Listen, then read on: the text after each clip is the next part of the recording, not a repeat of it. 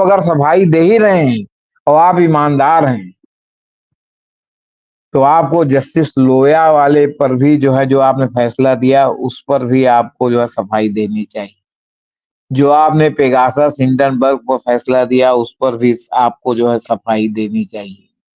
जो आपने के अध्यक्षता में जो मास्टर ऑफ रोस्टर के नाम पर जो बेला त्रिवेदी, जो ऑलमोस्ट बहुत ही जूनियर जज हैं, उनको संवैधानिक मसलों से संबंधित, जमानत मसलों से संबंधित, उमर खालिद से लेके तमाम जमानत और उनके सब जो वो सौंपे गए, उस पर भी आपको सफाई देनी चाहिए। जूनियर जज अगर चीफ जस्टिस को भली कोर्ट में अगर जो है उनकी जो है धज्जियां उड़ा दे, तो ऐसे चीफ जस्टिस को क्या काश डीवाई चंद्रचूड़ 80-90 साल पहले होते, और जब जमींदारी एवॉल्यूशन हुआ था तो ये सुप्रीम कोर्ट में होते, तो हो सकता है कि जमींदारों की जमींदारी न जाती।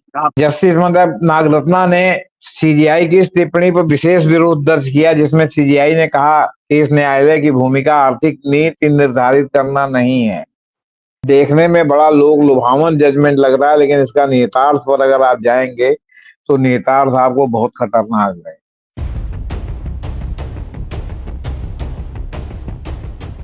जी। कल सुप्रीम कोर्ट का एक महत्वपूर्ण फैसला आया निजी संपत्ति के अधिग्रहण को लेकर। एक एपिसोड हमने जेपी सिंह साहब के साथ कल बनाई थी, लेकिन उस समय तक पूरा जजमेंट लोड नहीं हुआ था, इसलिए पूरे जजमेंट पे बात नहीं हुई। लेकिन अब जजमेंट आ चुका है, वो पब्लिक डोमेन में है, और ये जो फैसला है कि जो निजी संपत्तियां हैं उसका सार्वजनिक हित में उसका सरकार अधिग्रहण नहीं कर सकती। सार्वजनिक हित में निजी संपत्तियों का अधिग्रहण नहीं कर सकती। 2 जजों ने इससे असहमति जताई है, और उन्होंने कहा है कि ये कठोर और अनुचित है, और ऐसा ना हो कि आने वाले जज भी ऐसा करें। चीफ जस्टिस चंद्रचूड़ की टिप्पणी पर जस्टिस नागरत्ना और जस्टिस धुलिया ने ये कहा है कि ये कठोर और अनुचित टिप्पणी है। अब क्या है, थोड़ा सिंप्लीफाई कर देता हूँ। सुप्रीम कोर्ट में 7 जजों ने ये कहा कि सार्वजनिक हित के लिए आप निजी संपत्ति का अधिग्रहण नहीं कर सकते। इससे पहले ये मामला 1978 का है, और 1978 में ये मामला सुप्रीम कोर्ट में था। 2 जजों की बेंच ने ये राय दी थी, जो मोटा-मोटी सिंपल भाषा में समझ रहा हूँ, कि सार्वजनिक हित के लिए, आम लोगों के लिए सरकार निजी संपत्तियों का अधिग्रहण कर सकती है। और जैसा कि कल हमने आपको बताया था कि इंदिरा गांधी ने भूमि अधिग्रहण किया था, लैंड सीलिंग एक्ट बना था, और उसका जो मकसद था वो पूंजीपतियों को लाभ पहुंचाना नहीं था, बल्कि इस देश के जो दलित, शोषित, वंचित लोग हैं, जो भूमिहीन लोग हैं, उनको जो है जमीन मुहैया कराना था, यानी कि वेलफेयर स्टेट। अभी कई वर्षों से लाखों हजारों एकड़ जमीन अधिग्रहण हो रहे हैं, लेकिन वो गरीबों के लिए नहीं। गरीबों को तो सिर्फ 5 किलो अनाज मिल रहा है, वो हुआ है पूंजीपतियों, उद्योगपतियों के लिए हुआ है। तो अब इस जजमेंट के बाद अगर सरकार चाहे कि इन पूंजीपतियों का, उद्योगपतियों का हम संपत्ति अधिग्रहण करें, तो क्या वो कर सकते हैं? नहीं कर सकते। लेकिन सवाल ये उठता है कि जो ये उद्योगपति और पूंजीपति हैं, इनके पास इतने पैसे कहाँ से आए? क्या उसमें पब्लिक का हिस्सा नहीं है?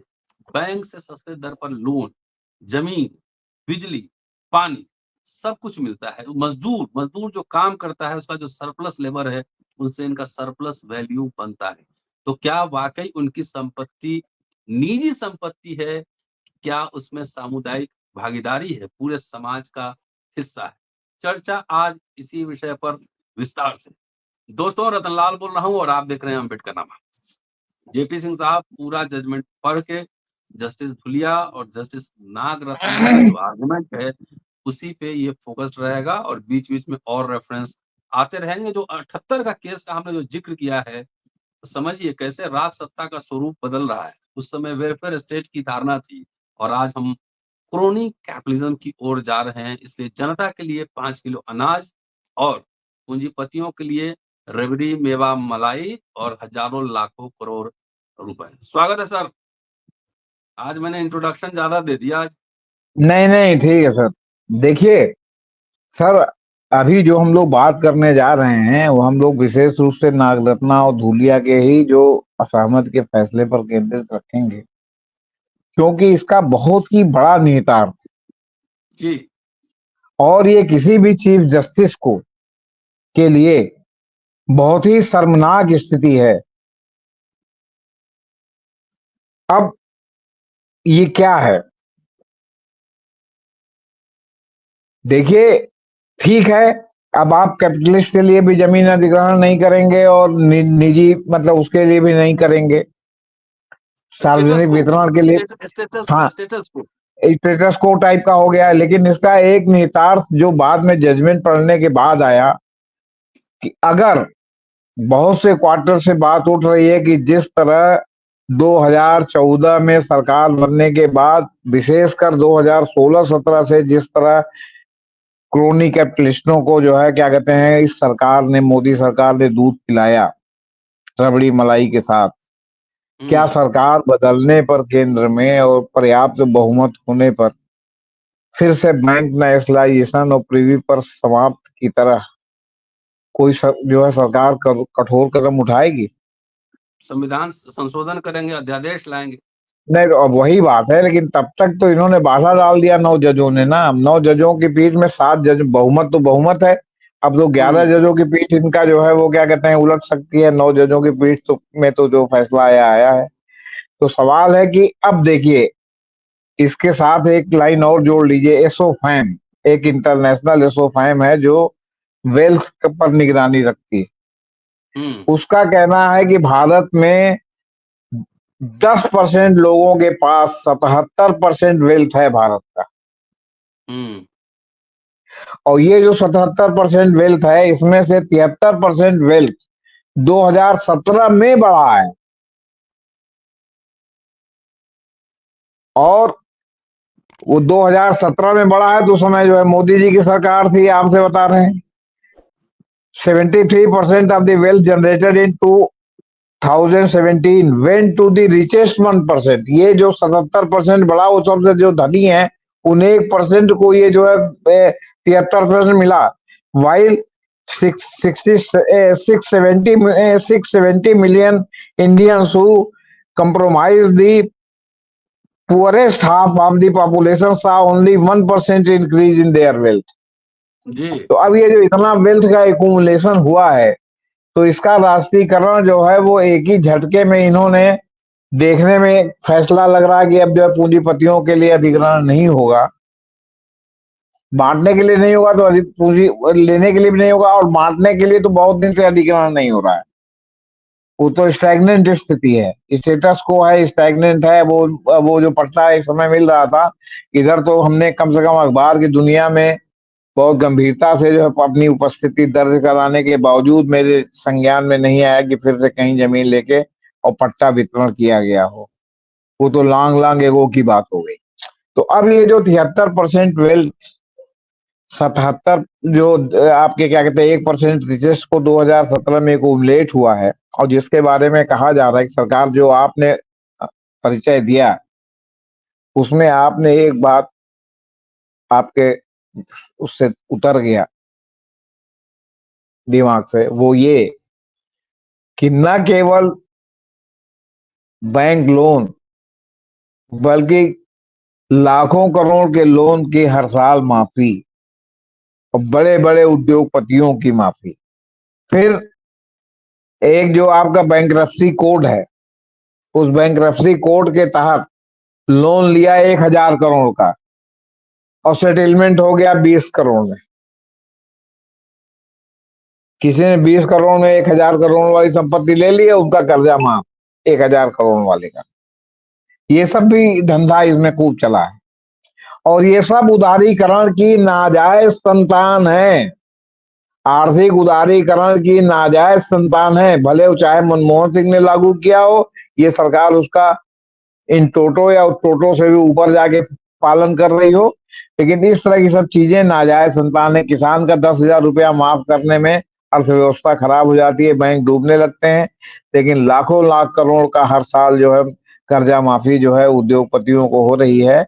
मतलब आप ही के पैसे से वो उद्योग लगाते हैं, आप ही के पैसे से उद्योग चलाते हैं, और उसके बाद जो है वन फाइन मॉर्निंग अपना दिवाला निकाल के 10, 20, 25, 30 करोड़ दे करके और जो है हजारों करोड़ का कर्जा माफ करवा लेते हैं। और बहुत बार तो कर्जा बिना कुछ दिए भी माफ हो जाता है, बैंकरप्सी कोर्ट के अलावा भी माफ हो जाता है। अडानी का ही कितना माफ हुआ है।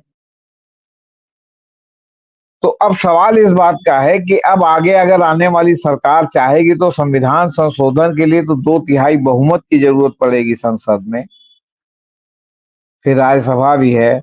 मतलब कहने का मतलब है कुल मिला के बहुत बाधा जो है उत्पन्न कर दी गई है इस एक जजमेंट से। देखने में बड़ा लोग लुभावन जजमेंट लग रहा है, लेकिन इसका निहितार्थ पर अगर आप जाएंगे तो निहितार्थ आपको बहुत खतरनाक है। ये तो एक बात हो गई। दूसरी बात जो हाँ हाँ चीफ ठीक ठीक जस्टिस के लिए शर्मनाक है, जी आज तक जो भी फैसले सुनाए गए हैं उसमें जो प्रपोज ड्राफ्ट है उसको लेकर असहमति व्यक्त करने वाले जजों ने उसका उल्लेख मेरे संज्ञान में तो नहीं है कि उसका उल्लेख करके उन्होंने कोई टिप्पणी की हो। जो पहली बार इस जजमेंट में जस्टिस नागरत्ना और जस्टिस धूलिया ने की है, हुआ ये कि आपस में जब कई बेंच बड़ी बेंच होती है तो आपस में लोग डिस्कस करते हैं कि क्या इसका जो है आउटकम होगा जजमेंट का, उस हिसाब से गोलबंदी हो जाती है। तो इसे 7 जजों ने जो जजमेंट लिखा उसमें चंद्रचूड़ साहब ने जजमेंट लिखा, आथर के रूप में चंद्रचूड़ साहब का नाम है। ये वही चंद्रचूड़ साहब हैं जिन्होंने अयोध्या का जजमेंट कहते हैं कि इन्होंने लिखा था, लेकिन उसमें कोई जिम्मेदारी नहीं है कि किसने लिखा था। ये तो इन्होंने अचानक कह दिया कि भगवान की प्रेरणा से मैं इस निर्णय पर पहुंचा, तो लोगों को लगा, क्योंकि लोगों को पहले संदेह था, विश्वास हो गया कि इन्होंने ही लिखा है। तो 7 जजों का जो प्रपोज जजमेंट था वो बाकी 2 के पास गया कि भाई देख लीजिए ये जजमेंट बहुमत का जजमेंट है, तो प्रपोज जजमेंट है। तो उस पर उन्होंने प्रपोज जजमेंट का उल्लेख करते हुए अपनी आपत्तियां अपने असहमति के फैसले में दर्ज कराई और भरे कोर्ट में एक प्रकार से ये चीफ जस्टिस या बहुमत से जिन्होंने निर्णय दिया उनके बिहार में, चूंकि चीफ जस्टिस ने ये बात सब लिखी, भले लोगों ने दस्तखत कर दिया हो, तो चीफ जस्टिस का क्राउड भी जो है ब्रदर जजों पर बहुत ज्यादा रहता है। क्यों? क्योंकि जो है तमाम चीजें हैं जो है क्या कहते हैं, और चीफ जस्टिस का भाई आए दिन मिलना जुलना जो है वो कार्यपालिका और विधायिका के लोगों से होता रहता है, इसलिए लोग डरते हैं। और भाई बहुत डरते हैं कि भैया ऐसा ना हो कि करेक्टर रोल खराब हो जाए और आगे जो है कोई न्यायाधिकरण न मिले, कहीं वो न मिले, कहीं ये ना हो, पैदल न कर दिए जाएं। तो उन्होंने किया, उन्होंने नहीं मान ली, कोई आपत्ति उठाई। अब इन्होंने जो है आपत्ति उठाई कि जो आपका जस्टिस कृष्ण अय्यर ने उस जमाने में जजमेंट दिया था उसकी जो है क्या कहते हैं चंद्रचूड़ साहब की टिप्पणियां बहुत ही अनुचित थी, ऐसा कहना है प्रपोज जजमेंट। और विचारधारा की भी बात न्यायमूर्ति कर रहे हैं, धूलिया ने कहा है, विचारधारा की भी बात कर रहे हैं। हाँ, जबकि जस्टिस धूलिया ने कहा कि आलोचना कठोर थी जिसे टाला जा सकता था। अब ये जो 7 जज हैं इनका नाम बताना उचित है? नहीं नहीं चलिए ना, वो नाम सब लोग पढ़ लिए होंगे। हाँ, वो इस संदर्भ पर विचार कर रही थी, निर्णय दे रही थी कि क्या निजी स्वामित्व वाले संसाधन समुदाय के भौतिक संसाधन के दायरे में आते हैं, जिन्हें संविधान के अनुच्छेद 39B के अनुसार राज्य आम भलाई के लिए वितरित करने के लिए बाध्य है। हालांकि वितरित कई सालों से नहीं हो रहा है, वितरित एसीजेड हो रहा है। बहुमत का फैसला लिखने वाले सीजीआई चंद्रचूड़ ने कर्नाटक राज्य बनाम रंगनाथ रेड्डी में न्यायमूर्ति बी.आर. कृष्ण अय्यर द्वारा व्यक्त किया इस दृष्टिकोण से असहमत जताई कि निजी संपत्तियां भी समुदाय के भौतिक संसाधनों में आती हैं। बहुमत के फैसले में संजीव कोक मैन्युफैक्चरिंग कंपनी बनाम भारत कोकिंग कोल लिमिटेड और अन्य में न्यायमूर्ति ओ चिन्नप्पा रेड्डी के फैसले को भी गलत माना गया, जिन्होंने न्यायमूर्ति कृष्ण अय्यर के विचारों का समर्थन किया था। ये सब जजमेंट का हिस्सा मैं थोड़ा पढ़ रहा हूँ। जी जी न्यायमूर्ति नागरत्ना ने जो अपना असहमत का फैसला दिया उसमें कहा कि सभी संसाधन चाहे वो निजी हो या सार्वजनिक समुदाय के भौतिक संसाधन हो सकते हैं। उन्होंने न्यायमूर्ति अय्यर पर सीजीआई की टिप्पणी पर अपनी आपत्ति दर्ज की। उन्होंने इस पर आपत्ति जताई कि न्यायमूर्ति कृष्ण अय्यर और चिन्नप्पा रेड्डी एक विशेष आर्थिक विचारधारा, जिसको हम सामाजिक सोशल जस्टिस की विचारधारा कहते हैं, जो वहां वेल्थ से के डिपार्चर हो समा रहा है। हाँ, वहां से ये डिपार्चर है, से आर्थिक विशेष आर्थिक विचारधारा से प्रभावित थे। उन्होंने कहा कि दोनों न्यायाधीशों ने अपने विचारों को आगे बढ़ाने के आधार के रूप में लगातार संविधान निर्माताओं की दृष्टि का उल्लेख किया है, मतलब उनके बारे में कहा, मतलब कृष्णैयर और उनके बारे में। हम्म। न्यायमूर्ति जस्टिस मतलब नागरत्ना ने सीजीआई की इस टिप्पणी पर विशेष विरोध दर्ज किया, जिसमें सीजीआई ने कहा कि इस न्यायालय की भूमिका आर्थिक नीति निर्धारित करना नहीं है, मतलब राष्ट्रवादी मोड आ गया, बल्कि संविधान निर्माताओं के आर्थिक लोकतंत्र की नींव रखने की मंशा को पूरा करना है। कृष्ण अय्यर सिद्धांत संविधान की व्यापक और लचीली भावना के प्रति अन्याय करता है। वाह। समझे आप? मतलब जो है सरकार सबका माल हमारा, जिसके पास जो है हाँ हाँ स्टेटस हाँ हाँ है, हाँ सरकार सब लोग हाँ मिल के बनाए। अब माल हाँ। खाली अडानी अंबानी घर जाए। न्यायमूर्ति कृष्ण अय्यर की व्यापक व्याख्या को तत्कालीन सामाजिक आर्थिक और संवैधानिक संस्कृति की पृष्ठभूमि में देखा जाना चाहिए। इस पर न्यायमूर्ति नागरत्ना ने आश्चर्य व्यक्त किया कि क्या पूर्व न्यायाधीशों को किसी विशेष परिणाम पर पहुंचने के लिए दोषी ठहराया जा सकता है? भले ही संविधान सभा में हुई चर्चाओं और समय के प्रवाह जैसे सभी योगदान देने वाले कारकों की एक संक्षिप्त समझ के आधार पर, जिसने आर्थिक लोकतंत्र के व्यापक सदन में एक वैध राजनीति पाई, क्या हम पूर्व न्यायाधीशों की निंदा कर सकते हैं और केवल एक विशेष व्याख्यात्मक परिणाम पर पहुंचने के लिए उन पर अनुचित सेवा का आरोप लगा सकते हैं? तो अब ये है। इसके अलावा जस्टिस नागरत्ना ने एक टिप्पणी को और भी अनुचित करार दिया जस्टिस चंद्रचूड़ के, जिसमें उन्होंने कहा था कि कृष्ण अय्यर के दृष्टिकोण में सैद्धांतिक त्रुटि यह थी, माने उन्होंने उसमें सैद्धांतिक त्रुटि भी निकाल दी कि उन्होंने कठोर आर्थिक सिद्धांत की स्थापना की जो संवैधानिक शासन के लिए एकमात्र आधार के रूप में निजी संसाधनों पर राज्य के अधिक नियंत्रण की वकालत करता है।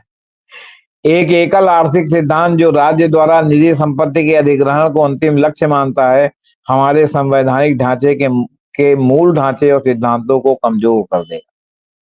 काश डीवाई चंद्रचूड़ 80-90 साल पहले होते और जब जमींदारी एवोल्यूशन हुआ था तो ये सुप्रीम कोर्ट में होते, तो हो सकता है कि जमींदारों की जमींदारी न जाती, आपकी भी प्रीवी बच पर्स जाती। नहीं। हाँ, प्रीवी आपको पर्स भाई हमारे क्या, बहुत हमसे बहुत बड़े बड़े लोग हैं, मतलब बहुत मामूली, मतलब बहुत वो आपके क्या कहते हैं, प्रीवी पर्स न खत्म हो जाता। लैंड सीलिंग में भाई, बिरला की तो जमीन लैंड सीलिंग में नहीं गई, लैंड सीलिंग में तो आम काश्तकारों की जमीन गई ना, जमींदारी तो पहले ही खत्म हो गई थी। जो बड़े काश्तकार थे उनकी जमीन लैंड सीलिंग में भी गई। अरे लैंड सीलिंग तो छोड़िए, पहले ये जो सरकारी खरीद थी वो लेवी थी, तो लेवी का मतलब आपकी जितनी जोत है उसके आधार पर आपके ऊपर सरकार लेवी लगा देती थी कि गेहूं की फसल हुई है तो इतना गेहूं आपको सरकारी खजाने में जमा करना ही करना है। ठीक है, उसका एक एक जो है वो समर्थन मूल्य जो उस समय का था वो मिलता था, लेकिन ये कि आपके पास अगर क्षमता है कि आप अपना भंडारण करके उसको समय आने पर बाजार में बेचें, जमाखोरों और बनियों को ना बेचें, तो उसको उसमें था कि इतना आपको लेवी गेहूं धान ये सब देना ही देना है। मैंने वो भी एक प्रकार से लैंड सीलिंग ही जैसा, मतलब एक आपका क्या कहते हैं फूड ग्रेन सीलिंग थी कि इतना वो आपकी भी नहीं हो जोत है सकता। तो है जी। अब वो भी नहीं हो सकता। अब वो भी नहीं नहीं, हो अब सकता है। वो तो बहुत दिन से बंद हो गया है लेवी वाला मामला, अब तो सीधे धान खरीद केंद्र से और गेहूं खरीद केंद्र हाँ। खुल गया है, वहां लोग जाके बेच रहे हैं। पहले ये था कि इतना आपको देना ही देना है। तो कहने का मतलब है कि इतनी तरह की बाधाएं थी, तो जस्टिस चंद्रचूड़ साहब और ये जो 7 जज उस समय होते, काश हम्म। तो पता नहीं जो है अडानी अंबानी पैदा भी हो पाते कि नहीं हो पाते, क्योंकि हम ही लोग बने रहते तो ये लोग कहां से पैदा होते। हम तो समझे आप? इलाहाबाद ही आ जाते, हम तो इलाहाबाद ही आ जाते, वहीं काश्तकारी करते आपकी जमींदारी में। जमींदारी तो बलिया बक्सर में थी ना सर। क्या हुआ, हम भी वहीं चल जाते। यहां तक उन्होंने कहा कि वर्तमान आर्थिक नीतियों में बदलाव के आधार पर पुराने न्यायाधीशों की छवि खराब नहीं की जा सकती। इससे बड़ी टिप्पणी एक जूनियर जज चीफ जस्टिस के जजमेंट पर कर रहा है, वो भी प्रपोज जजमेंट। और मजे की बात है कि जो बाद में बार एंड बेंच ने रिपोर्ट किया है कि जो जजमेंट अंत में लोड हुआ है, दो दो 250-250 पन्नों का जजमेंट है सर, इतना पढ़ना आसान नहीं है। और जो लोड हुआ है उसमें जो कृष्ण अय्यर की बहुत सी चीजों को जो है, जो प्रपोज जजमेंट में जो टिप्पणियां थी वो रिमूव कर दी हैं जो है जस्टिस चंद्रचूड़ ने। वो इतना जो है वो आपके नागरत्ना और धूलिया की आलोचना से जो है समझ लीजिए कि वो घबरा गए। दूसरी बात ये है कि जितनी उनकी जो है वो आपके क्या कहते हैं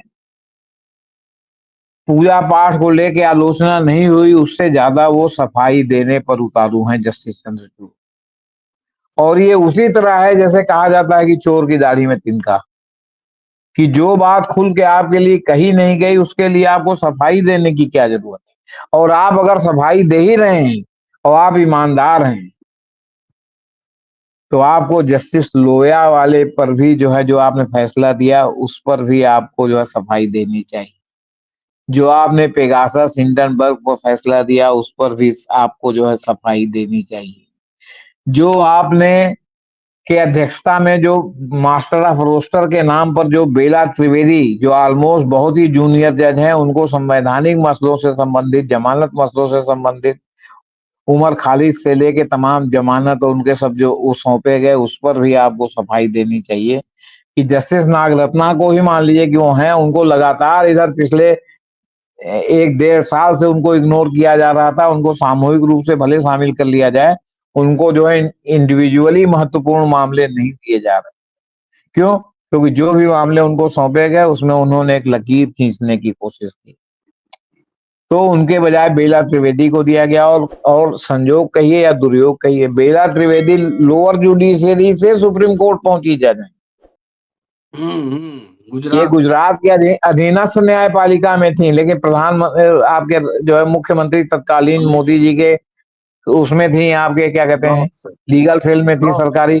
तो उससे जो है वो हाई कोर्ट की जज बन गए, हाई कोर्ट से जो है वो क्या कहते हैं सुप्रीम कोर्ट। और एक तो और बात है, इधर भी लगातार ये भी बातें खुल करके सोशल मीडिया में चल रही हैं कि कॉलेजियम की सिफारिशों में उनके ही नाम ज्यादातर भेजे जा रहे हैं, जिनके बारे में चीफ जस्टिस चंद्रचूड़ औपचारिक जो मिलन है इनका कार्यपालिका विधायिका से, उसमें डिस्कस कर लेते हैं, माने प्री अप्रूव करा लेते हैं, उन्हीं का नाम भेजते हैं। तो भी कई नाम, तो भी इनके नाम लटके रहते हैं, जल्दी होता नहीं है। एक सौरभ कृपाल जिनका सेक्स ओरिएंटेशन गे का है, उनका नाम इन्होंने भेजा जो आज तक अपॉइंट नहीं हुए, केंद्र सरकार ने अपॉइंट नहीं किया। और इसी तरह कई लोग और भी हैं, इसी तरह कई ट्रांसफर के लिए इन्होंने भी किया तो वो भी इम्प्लीमेंट नहीं हुआ है।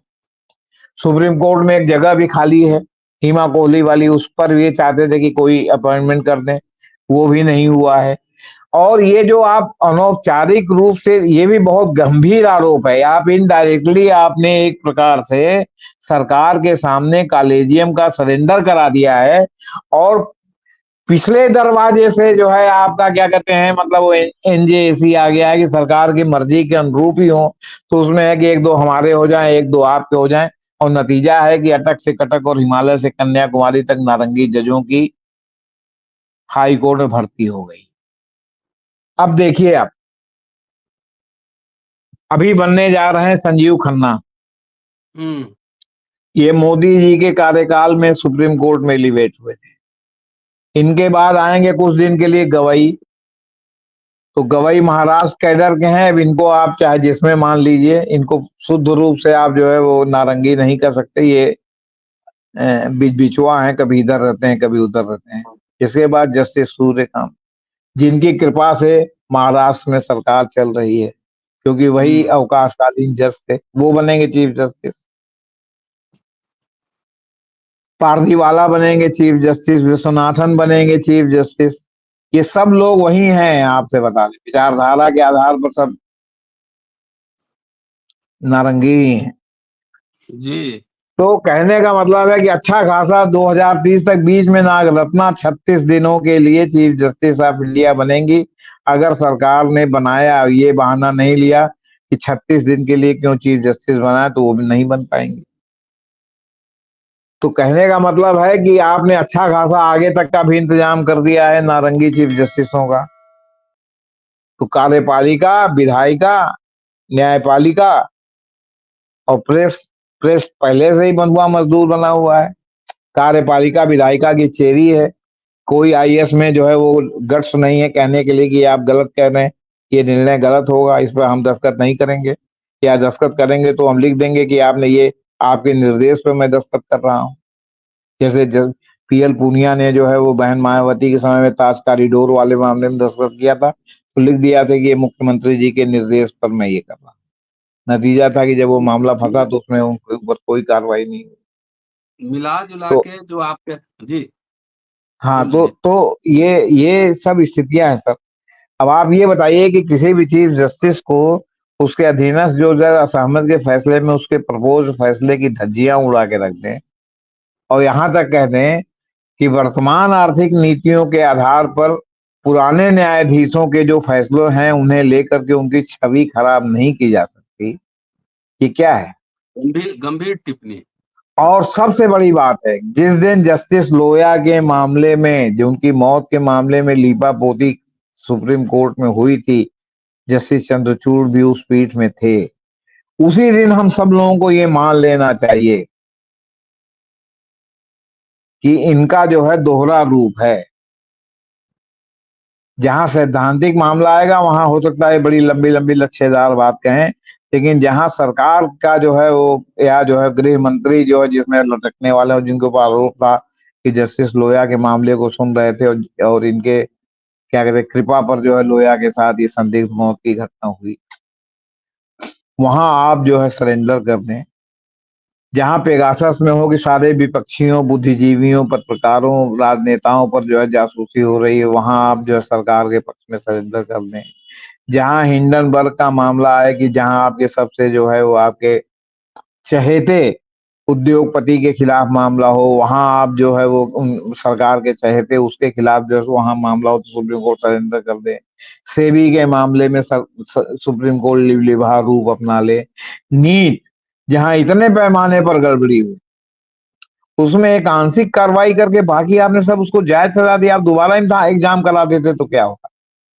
आप जिस जजमेंट को बहुत ठोक बजा रहे हैं कि हमने इलेक्टोरल बॉन्ड वाला जजमेंट दिया तब मैं ठीक था, जी नहीं, तब भी आप ठीक नहीं थे, क्योंकि जब जजमेंट दिया और प्रशांत भूषण अदालत में लगातार ये कहते रहे कि इस पर एक एसआईटी गठित हो जाए ये जांच करने के लिए कि ईडी और सीबीआई ने जो दबाव बना के जो है वो क्या कहते हैं छापे डाले और दबाव बना के जो है चंदा दिलवाया, जो प्रकारांतर से एक प्रकार से घूस है, और उसके बाद फिर कोई कार्रवाई नहीं हुई, सब कार्रवाई बंद हो गई चंदा मिलते ही।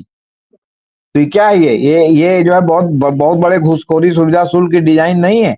उसमें क्या किया आपने? It is all right, it is all right. तो खाली आपने बस इलेक्टोरल बॉन्ड कैंसिल कर दिया, इट इज ऑल राइट। और वो इलेक्टोरल बॉन्ड 5 साल पहले से आपके सामने चैलेंज था, आपने सुनवाई नहीं की। आपने जो है अब आप कह रहे हैं आपके जुलाई से कि जमानत नियम है और जेल अपवाद है, तो उमर खालिद, सरजील अमीम और इनके साथ जो लोग पकड़े गए हैं, और भीमा कोरेगांव मामले में आपने असहमत का जजमेंट दिया था चीफ जस्टिस साहब, और उसके बाद आपने भीमा कोरेगांव के मामले में साईं बाबा की जमानत, तो साईं बाबा छूट गए बॉम्बे हाई कोर्ट से, और वो जो है आपके एमआर शाह की कोर्ट गठित हुई आपके पूर्ववर्ती जज ने की, एमआर शाह ने तुरंत 1 मिनट में स्टे कर दिया और वो 3 साल तक जेल में थे, और जब आप लोगों ने छोड़ा उसके 6 महीने में भी सर्वाइव नहीं कर पाए, वो काल कवलित हो गए जेल में। इतना ज्यादा उनको सब तकलीफें बढ़ गई थी, और जो 90-95% जो व्यक्ति विकलांग है, यहाँ तक बात हुई कि साहब ये 90-95% विकलांग है, तो जस्टिस एमआर शाह जो मोदी जी के बहुत बड़े समर्थक चैंपियन थे, उन्होंने कहा कि जो है युद्ध जो है शरीर से नहीं दिमाग से लड़ा जाता है, आतंकवाद दिमाग से पैदा होता है। तो साईं बाबा का दिमाग इतना जो है मतलब क्या कहते हैं खतरनाक था। हम तो सोच रहे हैं कि साईं बाबा की जब डेथ हुई तो सरकार को उनका दिमाग निकाल के उसका निरीक्षण परीक्षण करवाना चाहिए, किसमें से कौन सा तंतु जो है ज्यादा सक्रिय था जिसके कारण उनका इतना दिमाग तेज था कि 90% विकलांग होने के बाद भी वो जो है दिमाग से युद्ध छेड़ देते थे, आपने बताया। तो तो मिला कहने जुला का के मतलब जनता अब है क्या कि करे? अगर आप गिनती करने लगेंगे तो जितनी आप सफाई दे रहे हैं उससे जो तमाम प्रश्न उभर रहे हैं। और हमेशा देखिए, कोई भी आदमी प्रेस कॉन्फ्रेंस क्यों नहीं करता? क्योंकि प्रेस कॉन्फ्रेंस में जो जवाब देता है उस जवाब से भी जब प्रश्न उपस्थित होते हैं, क्योंकि फिर तर्क शुरू हो जाता है, फिर उसमें वो फंसने लगता है। इसलिए अब प्रेस कॉन्फ्रेंस नहीं करेंगे, और नहीं तो हमने जो कहा कहा, आपका एक आध जवाब दिया, उठ के भाग लिए, आपके बता, हम आपकी बात ही नहीं सुनेंगे कि आप क्या कह रहा, चिल्लाया रे मिस्टर फलाने, मिस्टर फलाने, मिस्टर फलाने। मिस्टर फलाने जब रहेंगे तब ना जवाब देंगे। मिस्टर फलाने तो निकल गए बीच अधर में छोड़ के। आपका मन हो प्रेस कॉन्फ्रेंस कवर कीजिए, और चूंकि इतने वीआईपी का प्रेस कॉन्फ्रेंस होता है कि आप उसको नहीं कवर भी नहीं कर सकते। नहीं तो वहां से जो है आपके जो बॉस संपादक बैठे हुए हैं, जो आपके मैनेजमेंट के सीधे प्रतिनिधि हैं, या मैनेजमेंट के पास उनका फोन चला जाएगा कि देखिए आपका पत्रकार एक तो बदतमीजी किया और वो कवर भी नहीं हो रहा है, तो उनका जवाब तलब हो जाएगा कि आपने क्यों नहीं कवर किया। तो ये सब स्थिति है सर। अब आप ये बताइए कि जूनियर जज अगर चीफ जस्टिस को भले कोर्ट में अगर जो है उनकी जो है धज्जियां उड़ा दे, तो ऐसे चीफ जस्टिस को क्या कहा? लोग कह रहे हैं तो कहने दीजिए। आपके जो सिटिंग ब्रदर जजेस हैं, जिनके रीढ़ है, वो खुल करके उन्होंने, जिस तरह आपने कृष्णैयर साहब की धज्जी उड़ाई और उन्होंने आपका विरोध किया, तो इसको क्या कहेंगे सर? जी, चलिए सर, बहुत शानदार बातचीत के लिए। और आम जनता 81 करोड़ से ऊपर जनता 5 किलो अनाज पर रहे, उनके हित में इन अरबपतियों खरबपतियों का कोई कुछ अधिग्रहण नहीं किया जा सकता। ये फैसला जेपी सिंह साहब समझा रहे थे कि सामाजिक न्याय के विरुद्ध है। और दूसरी बात, यही फैसला अगर 70 साल पहले आया रहता तो जेपी सिंह साहब की जमींदारी भी बच जाती, बैंक का नेशनलाइजेशन भी नहीं होता, प्रिवी पर्स भी खत्म नहीं होता।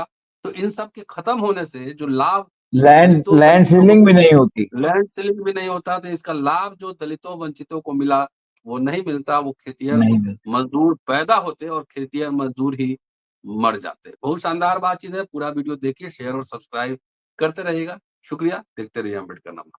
शुक्रिया सर, थैंक यू।